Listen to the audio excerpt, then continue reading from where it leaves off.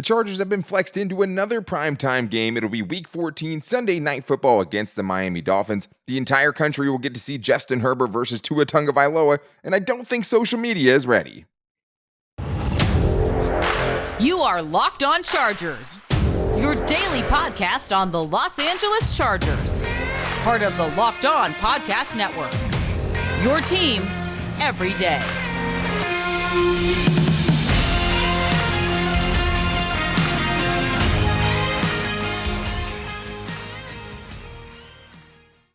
What is up, and welcome into the Locked On Chargers podcast. I'm your host, Daniel Wade, joined as always by my co-host, David Drogemeyer, and we've been covering the Chargers now for 6 seasons together, but this is our 5th season as a host of the Locked On Chargers podcast, bringing you your team every day. Thank you guys for making us your first listen today, and as always, to make sure you never miss the show, go subscribe to the Locked On Chargers YouTube channel and also follow the show for free on all platforms wherever you get your podcast from. And today, David, it has to start with basically what all of social media is talking about, and it's always Justin Herbert versus Tua Tagovailoa somehow. I mean, that just seems to always dominate Twitter between both of these fan bases. And now Tua versus Herbert will be primetime on Sunday Night Football, Week 14. And I don't know if we can handle it yet. So we're going to talk about that. Also talk about if Justin Herbert is hearing any of this Emmanuel Acho slander. But we also have one person that could be a great fit for the Chargers at offensive coordinator if they decide to move on from Joe Lombardi, and also get into who is more important to play in this game, Corey Linsley or Trey Pipkins. Both of these guys could be questionable going into a huge game against the Raiders. Both are hugely important. Who is more important? Then we'll talk about a kicker controversy and what we think is going to happen as far as Joey Bosa coming back, because obviously we know how great that dude is. But David, it starts with the social media game of all time. It's going to be Justin Herbert versus Tua Tagovailoa, Week 14, and it's going to be crazy because, I mean, Dolphin fans are always everywhere, talking trash to Chargers fans, and Tua is better.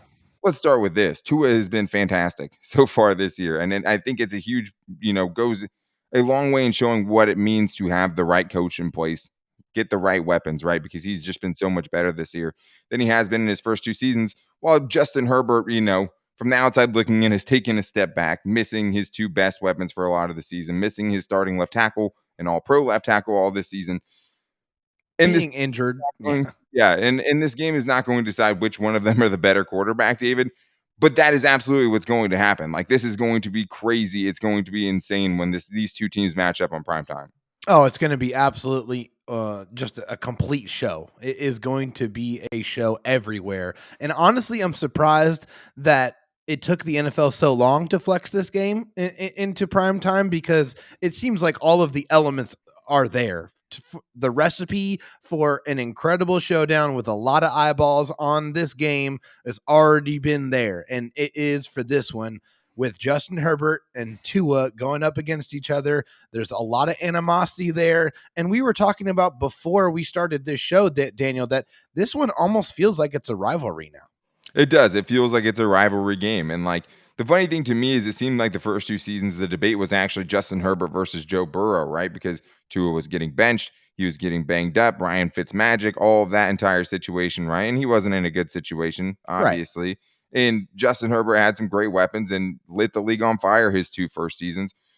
But it feels like the way that Dolphins fans talk to Charger fans, right? And there's blame on both sides. Don't get me wrong. Yeah. Chargers fans can get in there too, but the Chargers also never had a chance at Tua Tagovailoa, right? No, we were screaming that we wanted him right at draft time. We were dead wrong about Justin Herbert. We wanted them to take Tua once upon a time, but I also have never really wished ill on it Tua either. No. So that's kind of the odd part, because now it's just Dolphins fans everywhere posting low lights of Justin Herbert every time he messes up, and not taking any of the context in. But I think it does really show you, David, that science experiment, how important it is that Mike McDaniel is there now. And obviously, we're just left to wonder what it would look like if Justin Herbert had Tyreek Hill and Jalen Waddle, right? And we just have seen how much better he's been just having Keenan Allen back in the lineup, which is huge, which is only one of those guys, right? You haven't even had both him and Mike Williams play an entire game healthy all season. And I think that's the one hope, right? You just hope that the Chargers can get as healthy as possible before that game, just to give themselves the best shot, because the Miami Dolphins have far and away been the better team this year. They are the more complete team. They've been the better offense. They've had the better defense. Tua will get to go against the weaker of the 2 defenses in that one. But if you can get Mike Williams back for that game healthy, right? If you can get Joey Bosa potentially back for that game, that's all you want, is for the teams to at least be as close to full strength as possible so we can see what it looks like when these two battle it out. As much as everybody wants this to be Justin Herbert versus Tua, it's not. It's the Los Angeles Chargers versus the Miami Dolphins. The quarterbacks are not playing each other. Okay, let's make that very clear. So, yes, in this game, you want all of your soldiers available for battle because that is what this game is going to be. We knew before this season started, when the schedule came out, that this Dolphins game was going to be tough. It is going to be tough, and the Dolphins have proved that they are a very good football team. So you want all of your guys available. You want Keenan out there. You want Mike out there. You want Corey Linsley out there. And yes, you would love to have Joey Bosa out there tag teaming with Khalil Mack coming after Tua all game long. Now, we'll see if that happens, but you want to see the best two teams out there battling it out, and we'll see who comes out on top. I'm already dreading it, man. Like, I'm already dreading what social media is going to be like for this game. It's going to be madness. Either, like, it would feel great for Justin Herbert to shut up a lot of, Dolphins fans, at least temporarily. But it isn't them two going up. They're never on the field at the same time, right? They're on different teams. Tua is already 1-0 against Justin Herbert when he had the better team in 2020 that season, right? And much better defense. It's just going to be absolutely insane. And I think it's crazy, though, the Chargers could potentially have 7 primetime games this year. And I think all Charger fans are scared that there's going to be another Sunday night football loss, right? Back-to-back weeks they lost against the 49ers and the Chiefs. And now they get another game that if we were picking right now, I wouldn't be able to pick them to win, right? So, of course, that's what scares you. It's like Justin Herbert could have a good game. The Chargers defense gives up 40 points, and everyone's like, I told you Justin Herbert wasn't as good as Tua. And at this point, even with what I've seen from Tua this year, if I had to pick between the two of them, I'm still going with Justin Herbert, right? I mean, maybe that's my bias being a Chargers fan, but like obviously the potential there is unlimited, even though Tua has been unreal this season and that quarterback class is shaping up to be insane. And I really do root for all three of those guys to be really good. And that's not even including Jalen Hurts. But it's hard, Dave, when you have people out there irresponsibly stoking the flames for clicks. And that's what Emmanuel Acho does, which brings us to our first Chargers mailbag question of the day. Coming from Herbie Baby Goat, do you think that Justin Herbert is aware of the Emmanuel Acho hate? And there's almost no one in the NFL, I think, that could get away from something that's gone so viral. But if there was one, it'd probably be Justin Herbert.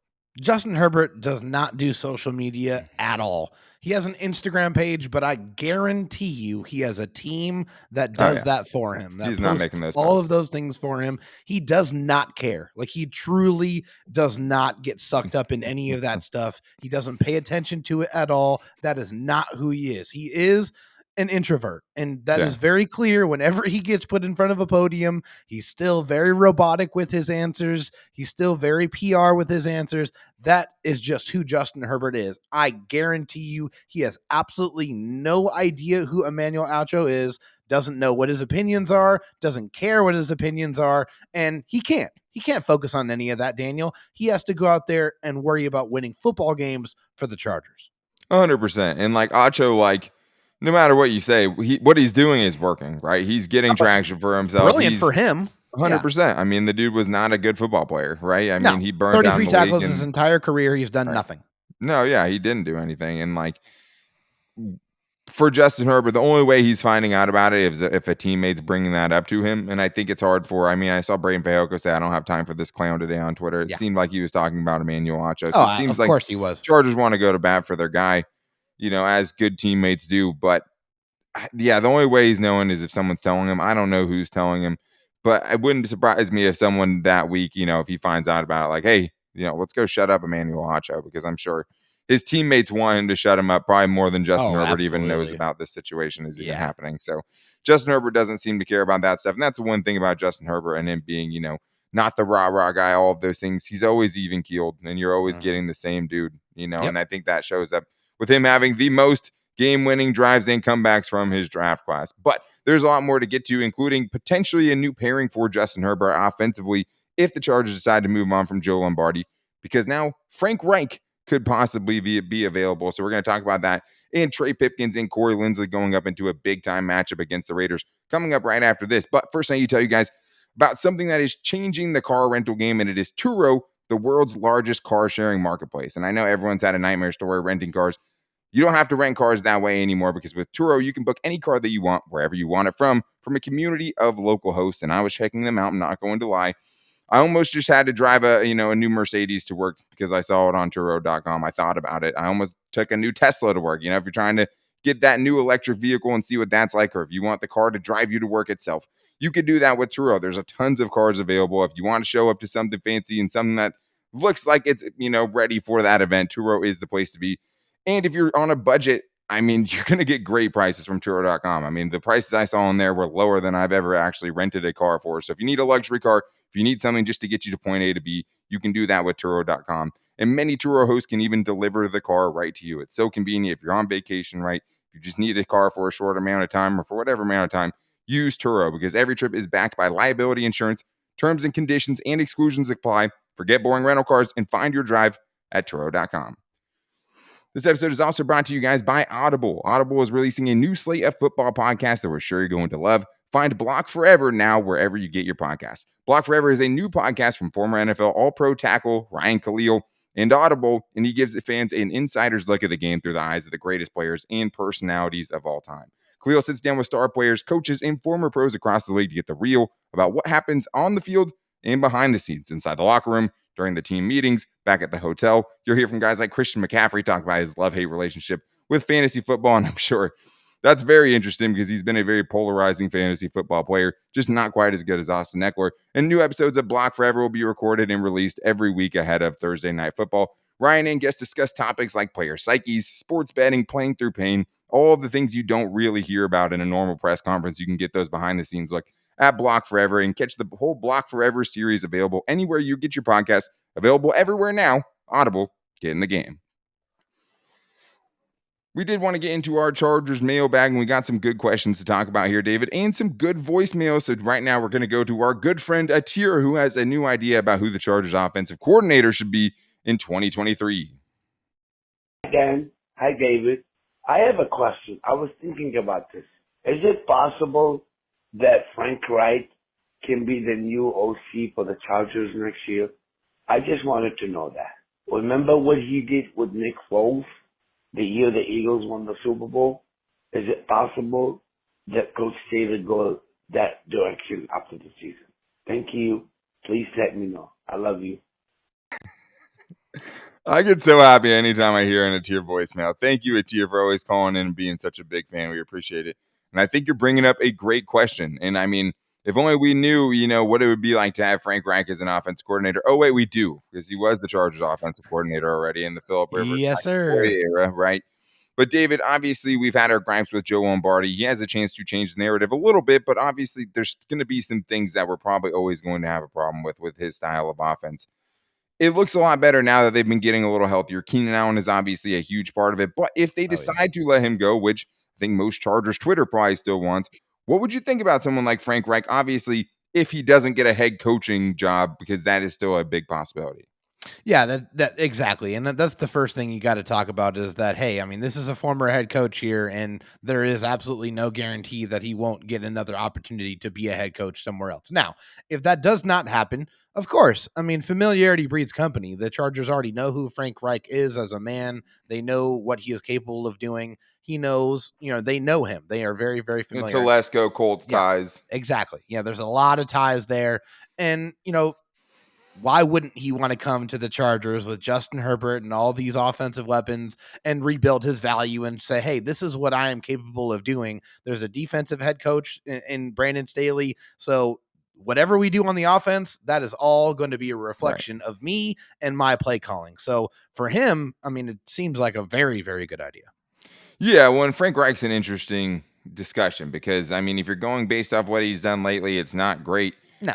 And when he was the Chargers offensive coordinator, people were screaming for him to get fired. It's easy to forget that now, but everyone wanted him to get replaced with Ken Wisenhunt, and he ended up getting replaced back by Ken Wisenhunt, which is actually the job he took over to begin with when Ken Wisenhunt was the coach of the Tennessee Titans. But as far as Frank Reich goes, the credentials are there. The bona fides are there, right? He has the bona fides to definitely command a job like this. And if you're the Chargers, you need the best possible dude and the most qualified dude for the job. He had 7 starting quarterbacks in 4.5 seasons with the Colts, right? It's hard to get any measurement on an offense when that's happening. But With Phillip Rivers, he went 11-5, made the playoffs, right? Almost took out the Bills that year in the playoffs. Yep. When he had Andrew Luck, which unfortunately for him, he only had Andrew Luck for 1 year, right? And they went 10-6, won a playoff game, lost in the second round. When he had good quarterbacks, they were good. He made Carson Wentz a borderline MVP in 2017. And then he also went and torched Bill Belichick in the Super Bowl. Torched Bill Belichick in the Super Bowl with Nick Foles, right? That's always going to give you a hot, a soft spot in my heart for that, for sure, David. I mean, that is the pedigree. And like you said, I mean, we were talking about it before the show. Like, I don't think there's a better opportunity out there for someone to do something like this, because you're not going to get a good quarterback like Justin Herbert with not an offensive-minded head coach, right? You're not going to go be the Chiefs offensive coordinator so everyone can give Andy Reid credit. Right. You come to the Chargers, you get Justin Herbert, and if you play well with Justin Herbert, if Justin Herbert does well, which he always does well, as long as he has players out on the field with him, basically, you're going to look great, and he would get a head coaching job in the next cycle almost for sure, right? I mean, Joe Lombardi, even with the limitations, was getting a lot, got a head coach interview. Yeah, he did get a head coach interview. So the other thing is, David, is the Chargers rushing game was terrible when Frank Reich was there. So that's kind of a little bit of a red flag. But then you saw last year when he has a good offensive line and Jonathan Taylor, they rushed for 2,540 yards. So, I mean, when you take all that into consideration, whenever he's had a good quarterback, or even Nick Foles, his offenses have been doing really well, and he's kind of dealt an unfair hand. You don't know how much he had to play and who the quarterback was going to be.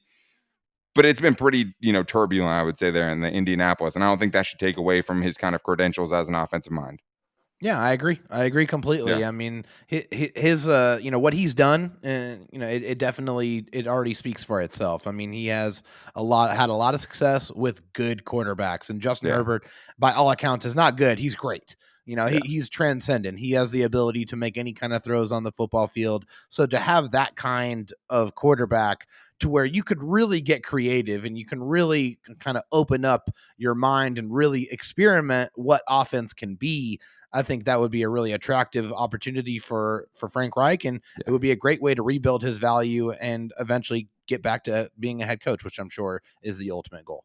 Yeah, and I mean, it's very possible that he could get that as soon as next year. I think there's going to be a lot of interest there. So not too much to hold your breath about. And the Chargers might not even fire Joe Lombardi. We don't know that for sure. Right, yeah, we're getting ahead of ourselves. This dude also made it work with Jacoby Brissett, right, for a season. This dude had them one game away from the playoffs with Carson Wentz at quarterback, the broken down version of Carson Wentz, right? So he has a lot. And I've also just would think it would be great to have someone with head coach experience standing next to Brandon Staley coaching the other side of the football. Couldn't hurt at all. I think it would be a great thing for them and for them as a team. I mean, Joe Lombardi doesn't have that. And you're getting, obviously you have to change the system of whatever.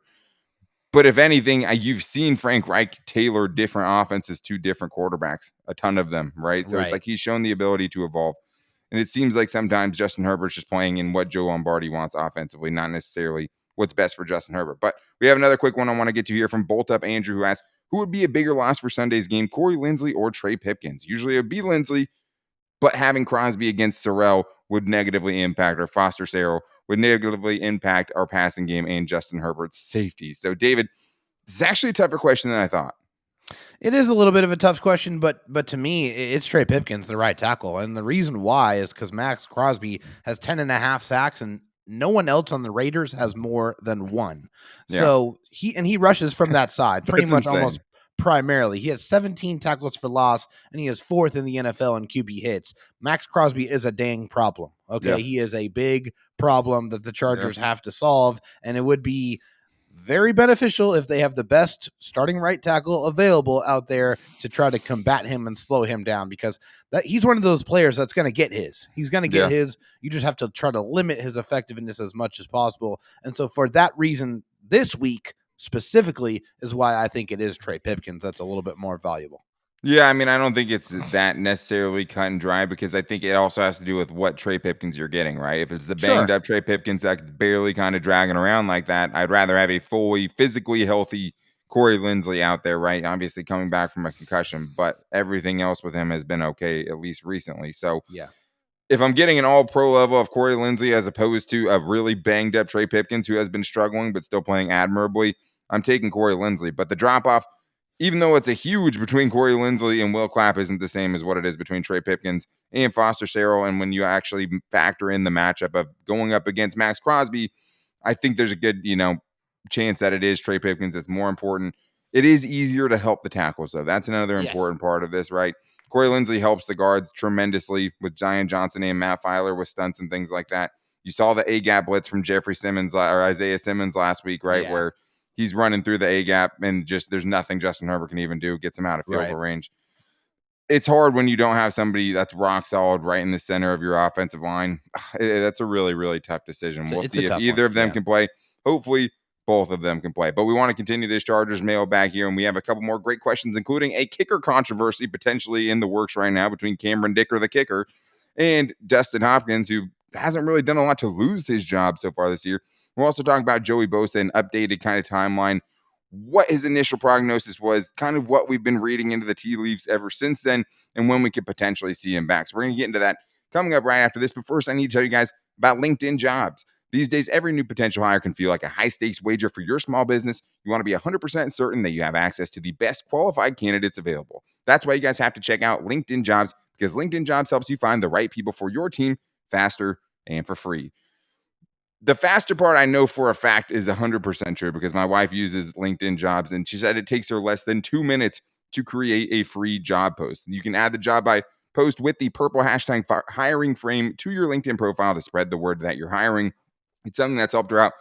And it's also a hard time right now to get people to change jobs around the holidays, right? And the one thing that she really says is kind of foolproof for her is using LinkedIn Jobs because that's the way she finds the best candidates, especially this time of the year. LinkedIn Jobs is finding all sorts of seasonal jobs, right? And can help you with all sorts of seasonal job fillings for just this time of the year. And you're going to get candidates that are actually worth your time. Because my wife's a recruiter. The worst thing you can have as a recruiter is candidates that are wasting your time. Go faster, get the best candidates available with LinkedIn Jobs, who helps you find the qualified candidates that you want to talk to faster. Post your job for free at linkedin.com/LockedOnNFL. That's linkedin.com/LockedOnNFL to post your job for free. Terms and conditions apply. Continuing this Chargers mailbag here, we appreciate everyone who hit us up at LockedOnLAC on Twitter and everyone who called into the voicemail line at 323-524-7924. And I think the biggest thing we have to start with here is probably Joey Bosa, David, because I love talking about Dicker the kicker, but Joey Bosa is such a tremendous part of this Chargers defense, and we've seen how much they've struggled without him. Yes. Not that he can fix everything, but he obviously helps tremendously. He makes you a lot better on defense, especially he makes Khalil Mack better. He makes the run defense better. He makes the secondary better. He really impacts the game in all of those ways. Yeah. So this is a question we have from Chargers no matter what. Two-part question. A, best guess on what game Joey Bosa returns. And B, the deep game has seemed to come and go over the last 3 games. Any guesses why this is? I mean, they've actually been taking more deep shots the last 3 games. They've had a touchdown of 30-plus yards. They had one game where they had multiple 40-plus yard gains through the air. Keenan Allen, 46-yard catch. Josh Palmer, a 50-yard touchdown. Last week, you get the 30-plus yard DeAndre Carter thing. I think we've been seeing it more since Keenan Allen's been back, but I also think, offensive line is the big part of that too. Definitely. I want to focus on the Joey Bosa part of this here. So let's get the timeline correct. That's the most important thing. Joey Bosa got injured week 3. The next week he got surgery on September 29th. I've seen a lot of people out there say, it's already been 10 weeks. He's already going over the expected timeline. He really hasn't. Adam Schefter said the timeline was 6 to 10 weeks. Obviously, if it was 6 weeks, he would have already been back right now. But this coming Thursday, tomorrow, as you're hearing this, will be exactly 9 weeks, right? So he's still in the middle of that timeline. The thing that brings me pause, David, is it was only November 16th when we heard Brandon Staley, who's basically shut down every comment about Joey Bosa over the last couple of weeks, where he said it's going to be some time before Bosa can start practicing. It's still really, really up in the air at this point, David, but it doesn't seem like anything is imminent as we're talking about it right now. Yeah, which sucks. I mean, it's unfortunate. Just like everyone else, we would love to see Joey Bosa back on the practice field and getting ready to play for the Chargers because these are the games they have to have. And to have him out there is not going to fix all your problems. It's not, but it can solve a lot of them. It can really help you win games. Tremendous. Oh yeah, He is the only force multiplier that is left that can potentially come back and really change the way this defense looks, at least a little bit. I mean, he's going to help, like you said, he's going to help in a multitude of different ways. But he's back in the building. We know that, but we don't know anything past that. We just don't know what that means. Right. We don't know what that means. The IR window has not been started on him yet. This is why every single time Brandon Staley has a press conference, it is important to tune in because you could get an update on Joey Bosa. We haven't gotten any substance yet, so hopefully we do get some soon. But obviously, we need the Chargers need that dude back because I mean these games are incredibly important, and he can help the Chargers win. Yeah, I'd say it's pretty certain he's not going to play this week. I mean, at Yeah. least from what we've seen right now. Next week will be the 10th week of his recovery. Maybe we see him back out of practice. It's not like he needs a lot, but he's such an important player that they're going to be really careful about it. Yeah. That is the furthest extent of that original timeline, though. But as we've seen with these timelines, right, they only mean so much. Every player is different. Just because he isn't back doesn't mean he's not rehabbing hard. And he just posted on his Instagram after the last game, it's a slow process. So take that how you will. I'm hoping they can get it back next week against the Raiders. That might be optimistic, but if you can get him even after that, right, for the final Dolphins? 4 games of the Dolphins, yeah. But if you can get him after the Dolphins game for the last 4 weeks of the season, obviously that's going to be huge because they're almost all going to be must-win games for the Chargers. Definitely. But let's get into a kicker controversy, David, because Cameron Dicker has been so good as the Chargers kicker. It has people wondering whether or not he should potentially replace Dustin Hopkins, who had been pretty good with the Chargers. Let's hear what we have from Ryan this week. This is Ryan from Huntington Beach, and I had a question.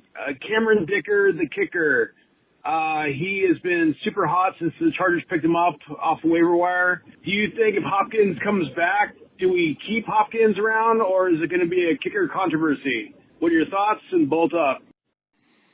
Kicker controversies. I never thought we'd see the day I get to discuss this on the show. It's interesting because Dicker's been perfect. 10 of 10 on field goals so far this year. 10 of 10 on PATs so far this year.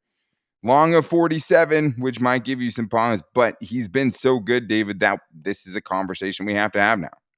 It is a conversation we have to have. And I mean, I think you have to give a lot of credit to Ryan Ficken, the Chargers special teams coordinator, because no matter who's been out there, it doesn't matter. The Chargers have been perfect pretty much making all of their kicks. But, you still have to remember the fact that the Chargers signed Dustin Hopkins to a $9 million contract over 3 years. So that's $3 million per season. So there is some financial situations here that are involved. And yeah, Cameron Dicker has a perfect opportunity with this showcase that, now that Hopkins is on IR, to show exactly what he is capable of doing. I would like to see more ops from 50 plus, just so I would get a little bit more comfortable. Yeah, any ops, from 50 plus to, let me know that he can get the job done in those situations because, we don't see the Chargers put themselves in that situation a lot, but in the playoffs, if they get there, I mean, you got to have some faith in your kicker to be able to go out there and win you a football game when the game's on the line from 50 plus. Yeah, and I mean, it's been a really long time. I mean, I don't even know if you trusted Nate Kading from 50 plus, especially in big definitely moments. Not. Yeah. But he was decent. I mean, he was for a time the most accurate kicker. But that's a long, long time ago now, David. We're aging ourselves talking about Nate Kading right now. I mean, ever since then, Nick Novak never had a big leg, right? They've had some guys with bigger legs since, but no one that can kick consistently. And it just feels like that's not a weapon the Chargers have at their disposal. We don't know with Dicker. I mean, the 47-yarder he made didn't look like it would have made it from too much farther, right? Maybe 50, 52. The longest he's made in his career going back to college was 53 yards his junior season. In college, I mean, he only hit 85+% of his field goals one time, and it was his senior year. Obviously, working with Ryan Ficken, it seems to have straightened some things out for him. But Dustin Hopkins, you feel bad because, first of all, I mean, he's been great. He's been huge. He is a low-key leader, I think, of this team, as much as a kicker can be. I mean, he's 8 years in the league, right? He's not 100%, but he gets jazzed up, though. There's kickers you can tell just sitting around, and they don't really want to be part of the team or want the spotlight or anything. Dustin Hopkins has stepped up and made big kicks for this team. Missed a big one last year, right, against the Raiders in that final game. That's obviously huge. Yeah. But this year, he's 9 of 10 on his field goals. 1 of 2 on 40+ yarders. The only one that he missed was a 40+ yarder, right? He did not attempt a 50-yard field goal. The Chargers have not attempted a 50-yard field goal this season, right? Cameron Dicker has never done that at the professional level. He's 10 for 10. Dustin Hopkins is 9 for 10. But last year, overall, between the Washington Commanders and the Chargers, Hopkins was 40 out of 44 on PATs, which isn't great. 30 out of 34 on field goals, which is pretty good. But he was only 2 of 5 from 50 plus, right? Yeah. So if in this stretch, Cameron Dicker can give them the confidence that he can make a 50-plus yard field goal for, in a game, and he's helping the team that way, I think he definitely can, save the Chargers some money on Dustin Hopkins potentially next year, because they're not in a good salary cap situation. If not, you feel more comfortable that Dustin Hopkins would come back. That's a 3-year deal. This guy would come obviously much cheaper, but he's going to have to continue what he's done so far. I mean, he still has to be really good, and hopefully it just feels like one of these games is going to come down to a 55-yard kick, David, to win the game. Does he have the leg for it? Can he hit that kick consistently? I don't know if we're going to get that in the, at least a 3-game sample size, at least as long as Dustin Hopkins is going to be on injured reserve. Yep. But Hopkins also seemed like he was coming back right before they put him on IR. So is that him being hurt? I mean, it's hard to believe they'd put him on there unless he was not, if he could potentially come back. But they need roster spots. That's a one big thing.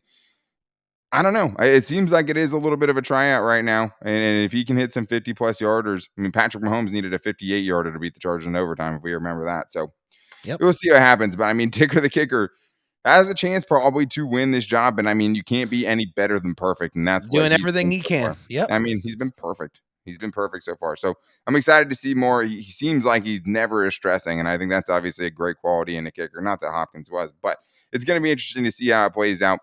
But that is going to do it for today's show. Make sure you guys are back here tomorrow, because you know what Thursdays are. It's crossover Thursday. It's going to be Locked On Chargers, Locked On Raiders with your boy Q, one of the best hosts on the network. It's going to be a ton of fun talking about the biggest matchups. Make sure you don't miss it. Go subscribe to the Locked On Chargers YouTube channel, and also follow the show for free on all platforms wherever you get your podcast from. It's going to be a lot of fun. We also post the show every day to all of our social media. You can find me on Twitter at DanTalkSports. David Drogemeyer's DMs are always open at DroTalkSD, and you guys can show up at the Locked On Chargers Twitter as well at Locked On LAC. You can also find us on Instagram at Locked On Chargers and on our Locked On Chargers Facebook page. Thank you guys again for making us your first listen. If you guys need a second listen, make sure to check out Locked On Sports Today. It's one of the best things going right now as far as keeping up with everything, getting all of the highlights from everything happening around sports, the biggest stories of the day, plus instant reactions, big game recaps, and the take of the day, available on the Odyssey app, YouTube, or wherever you get your podcast from. Make sure you guys are finding us and following us wherever you do get your podcast from, whether that's Apple Podcasts, Spotify, or wherever. But tomorrow is crossover Thursday for a gigantic game for the Chargers. Maybe not a must-win, but it kind of feels like it. So we're going to be here talking about it tomorrow. Until then, take it easy and go Bolts.